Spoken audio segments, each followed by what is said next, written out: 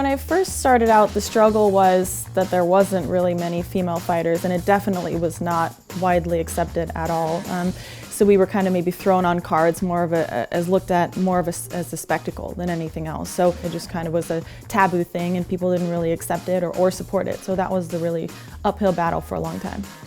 When I first started fighting, or maybe some newer male fighters didn't know how to be sparring with a female, they're either not going to hit you at all, well, that doesn't help me. And then there's some that are too afraid to get hit by a girl, so then they go hard and try and knock them out. I preferred someone who was going to treat me as an equal. A lot of times I'll have to tell guys, hey, you know, you can hit me back.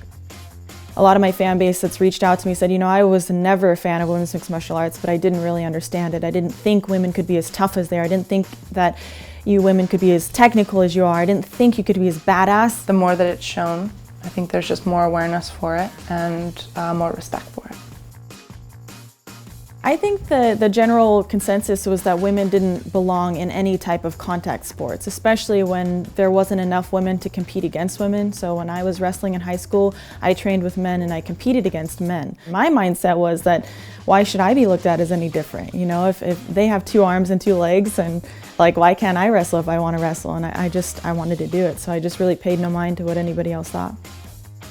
I think that a lot of times they can be like, you know, if you're an athletic build, oh, she looks like a man. But if you're not, then it's gonna be like, she looks weak. I mean, I think that they're gonna find anything to say. I don't pay much attention to it because I'm comfortable with who I am and what I do. And I feel like that's one of the biggest things, is just to be comfortable with who we are. One that you should never say to an athletic woman is that she's too fit or she's too buff.